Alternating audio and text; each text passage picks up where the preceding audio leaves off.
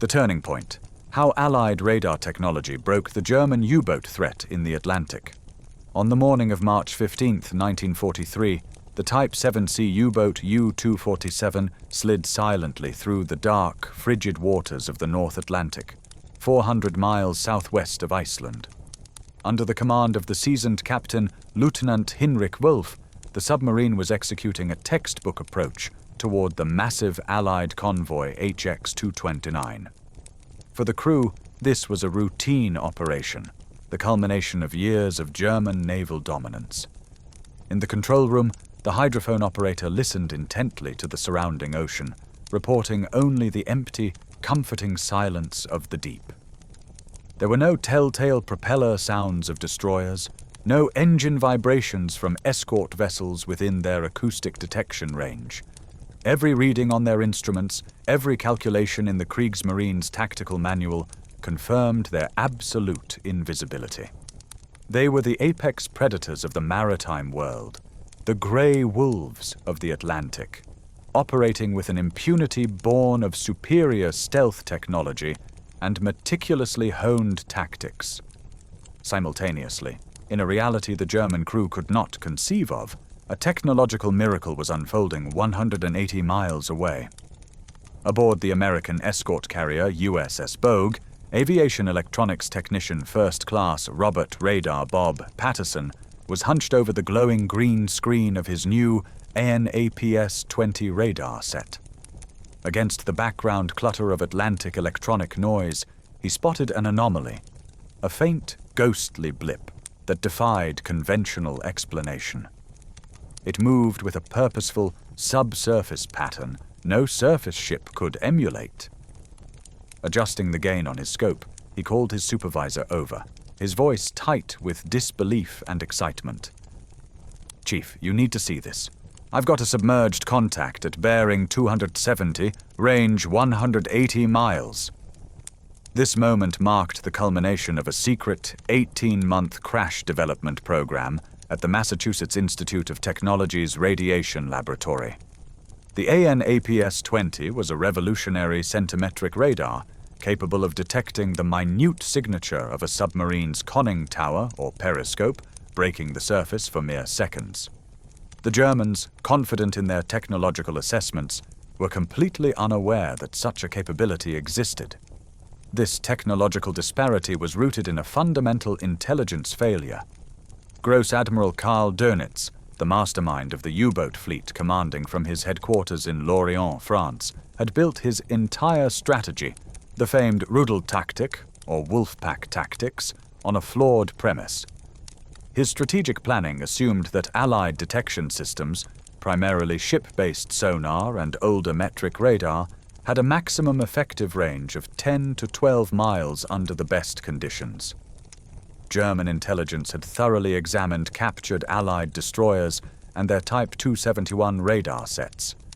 They knew about high-frequency direction finding, HFDF, but they had no inkling of airborne radar operating from 10,000 feet, pulsing at microwave frequencies that could paint a tiny, exposed piece of steel on a radar screen from over the horizon. Back aboard U-247, the crew continued their lethal ballet, following procedures that had sent over 3,000 Allied merchant vessels to the bottom. At 0347 hours, Captain Wolf gave the order to rise to periscope depth for a standard navigational fix. The periscope broke the choppy surface, its lens scanning the horizon for exactly 47 seconds, a routine act that, unbeknownst to them, transformed the submarine from an invisible phantom into a beacon on Patterson's radar screen. In that brief window, the steel conning tower reflected the invisible electromagnetic waves from the Bogue's aircraft back to their source, sealing the U-boat's fate. Within minutes, a coordinated flight of 4 TBF Avenger aircraft, each equipped with the same revolutionary radar and armed with depth charges, was vectored toward the contact. The hunters had become the hunted. At 0420 hours, Lieutenant Commander James Mitchell, leading the hunter-killer group, radioed the Bogue with a confirmation that would echo through naval history. Contact confirmed. Submerged submarine bearing 268, estimated depth 60 feet, speed 4 knots, beginning attack run. For the crew of U-247, the first warning of their doom was not a sight or a radar contact of their own, but the sudden, shattering concussion of depth charges exploding around them with impossible accuracy. The Atlantic, once their cloak of safety, was now a crushing, unforgiving tomb. Within 18 minutes, fatally wounded, U-247 was forced into a desperate emergency surface. Captain Wolfe's final bewildered radio transmission, intercepted by Allied listening posts, encapsulated the shock. Under attack by aircraft. No surface contacts detected. Impossible accuracy. Request immediate assistance. In less than half an hour, the age of the invisible submarine had ended in the North Atlantic. Though it would take the Kriegsmarine months to fully comprehend the technological revolution that had undone them. The force that Dönitz commanded in early 1943 represented the pinnacle of submarine warfare. It was a vast, sophisticated system comprising over 400 operational U-boats, manned by the cream of the Kriegsmarine, elite, highly trained volunteers who had perfected the art of stealth through 3 years of relentless combat. The technology they wielded was formidable. The Type 7C boats featured double-hull construction that minimized their acoustic signature, electric motors for near-silent running, and advanced hydrophone arrays sensitive enough to detect convoy engines from 50 miles away. Each boat was a masterwork of German engineering, carrying 14 torpedoes and capable of remaining submerged for up to 20 hours during combat operations, produced at a staggering rate of 1 new submarine every 3 days from yards in Hamburg, Bremen, and Kiel. Dönitz's true genius, however, was tactical. His Wolfpack doctrine was a masterpiece of coordinated destruction. Groups of 15 to 20 U-boats would be deployed across known convoy routes. When a lone submarine spotted a target, it would shadow the convoy while transmitting encrypted position reports to U-boat command.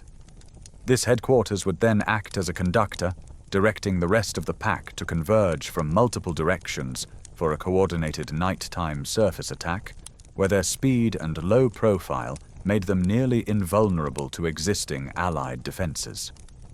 This system was fed by superb intelligence. German B-Dienst code-breaking teams, operating from fortified bunkers in France, routinely deciphered Allied merchant marine communications, providing Dönitz with convoy schedules, routes, and compositions before they even left port. The entire strategy was underpinned by an unshakable confidence in the Enigma cipher machine, believed to be mathematically unbreakable. The equation was simple and, for a time, devastatingly effective. By sinking 600,000 tons of shipping per month, Germany could strangle Britain. In early 1943, they were achieving 400,000 tons monthly, a rate that Allied shipbuilding seemed powerless to match. The weapon that shattered this formidable system was born not on the high seas, but in the desperate, secretive environment of a converted warehouse at MIT's Radiation Laboratory. By late 1942, the Battle of the Atlantic was being lost. The solution, championed by Dr. Luis Alvarez and a team of brilliant physicists and engineers, was a radical leap in radar technology. The existing Allied radar operated at 200 megahertz, with wavelengths too long to distinguish a small target like a periscope from sea clutter. The breakthrough was the AN/APS-20, which operated at a staggering 3,000 megahertz. This centimetric radar, powered by a revolutionary new component called the magnetron, could generate a focused beam of incredible precision. The system's specifications, as recorded in Navy documents, were revolutionary. Its 50-kilowatt transmitter, fed through an 8-foot waveguide antenna, could discriminate a target as small as a submarine conning tower from over 150 miles away. But the true innovation lay in its signal processing. A team led by Dr. Harold at Fort Monmouth developed sophisticated Doppler shift analysis and classification algorithms. The radar didn't just detect a blip, it analyzed its movement. It could distinguish the unique fingerprint of a submarine. Its pattern of surfacing to charge batteries, making a periscope observation, and then submerging again, from the steady course of a surface ship or the wandering path of a whale. This allowed operators like Patterson to identify a submerged U-boat with a high degree of confidence, even at extreme ranges. This technological marvel was then integrated into the robust TBF Avenger aircraft. These planes were extensively modified, their dorsal turrets removed to make way for the distinctive radome, their interiors crammed with additional radio gear, signal processors, and plotting tables. Each became a self-contained, flying anti-submarine warfare station, capable of finding, tracking, and killing U-boats day or night, in weather that would blind a surface lookout. By March 1943, a fleet of these aircraft, operating from American escort carriers like the Bogue, had begun creating an invisible, overlapping web of surveillance across the U-boat transit routes, a net the Germans did not even know existed. The decisive demonstration of this new paradigm occurred on March 22, 1943. The USS Bogue, now operating northeast of the Azores, was tasked with protecting convoy ONS-1. Intelligence indicated a concentrated wolf pack, designated Stürmer, was gathering to attack. Aboard Avenger 23, callsign Bloodhound, technician Thomas Scanner Riley watched his AN/APS-20 scope. At 06:27 hours, his screen lit up with a contact, a submerged submarine, designated Romeo 1, at 127 miles. Minutes later, more contacts appeared.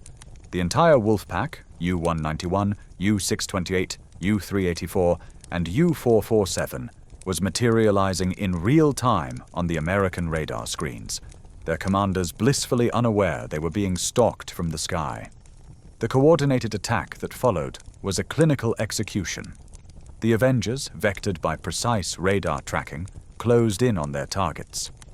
When U-628's commander, Captain Lieutenant Heinrich Vetter, ordered a periscope observation at 6:45 hours, his 38-second exposure was all it took. The aircraft did not need to search. They flew directly to the spot. Lieutenant Junior Grade Robert Mitchell's Avenger descended on the unsuspecting U-boat, releasing a perfect pattern of Mark 54 depth charges. The submarine was shattered, forced to the surface, crippled and flooding. Vetter's emergency transmission echoed the earlier confusion of U-247. Under attack by aircraft with impossible accuracy, no radar contact detected.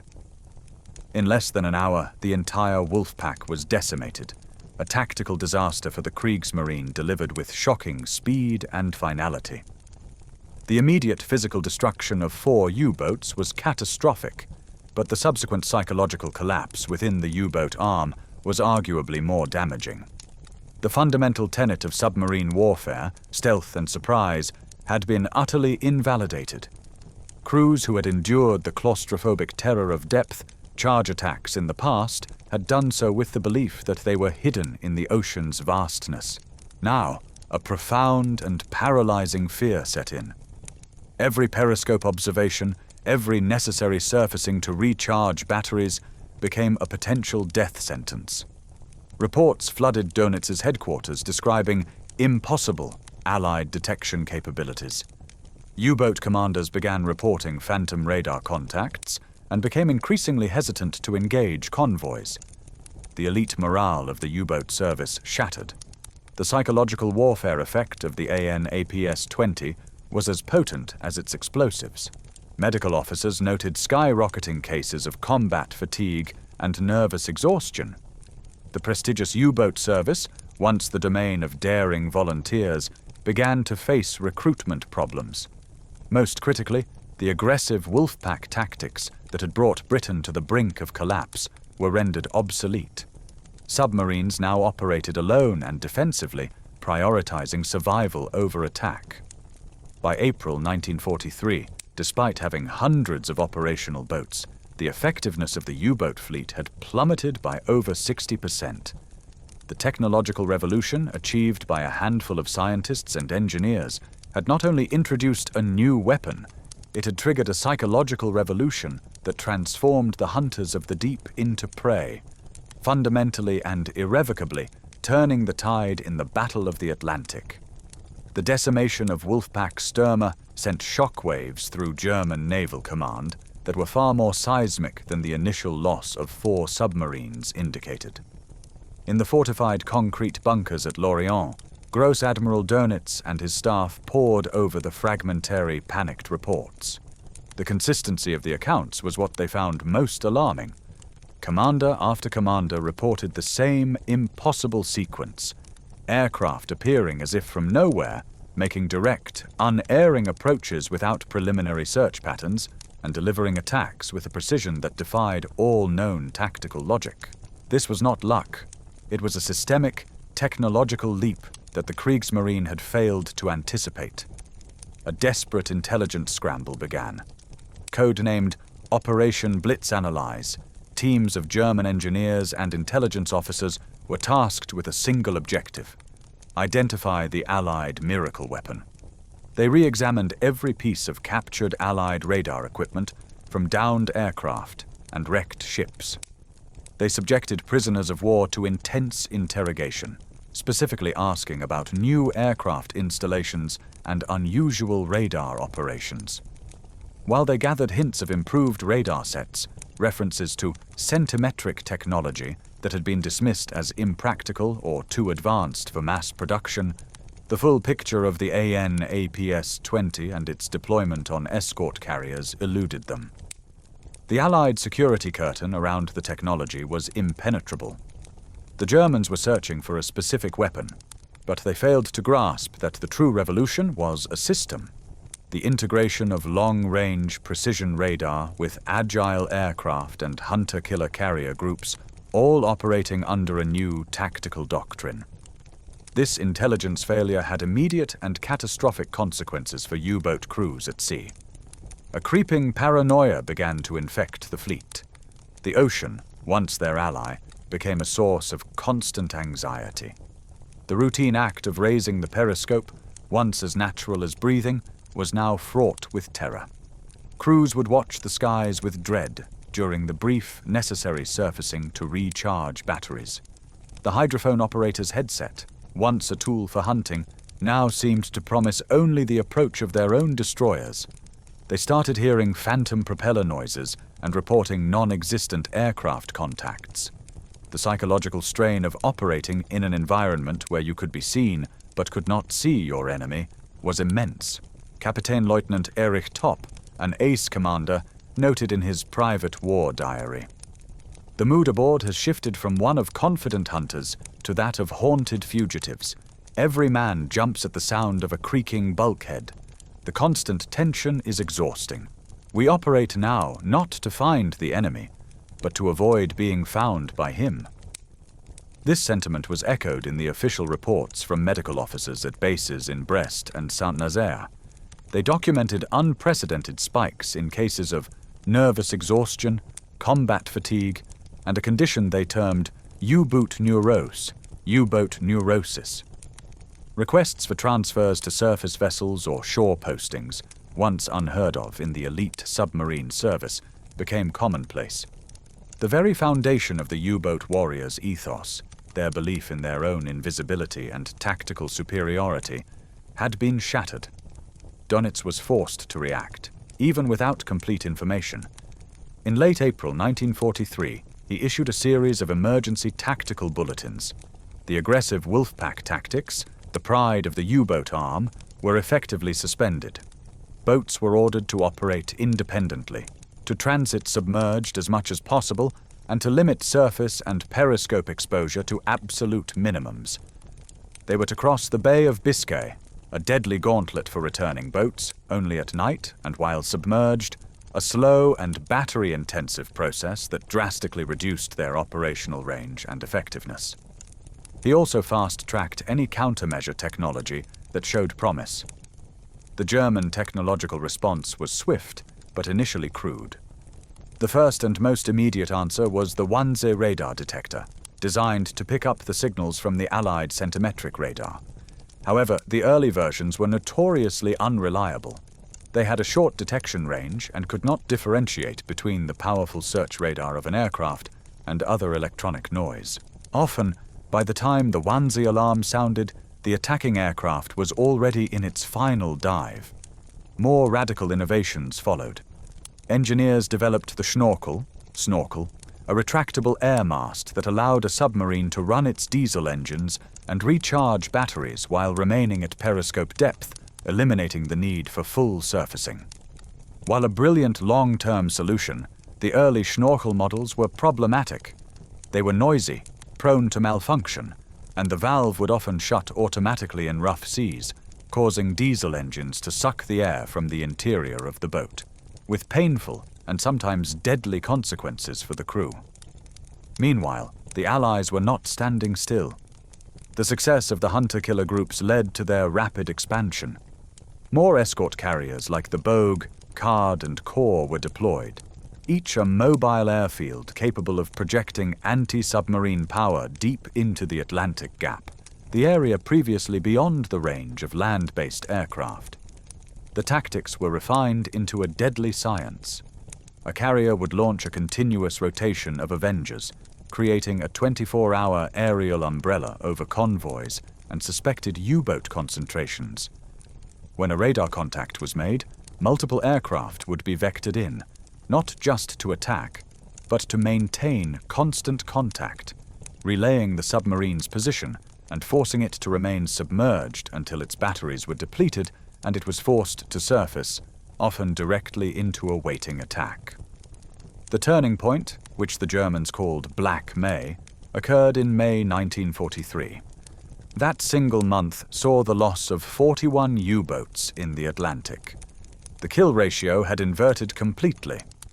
For the first time, U-boats were being sunk faster than Allied merchant ships.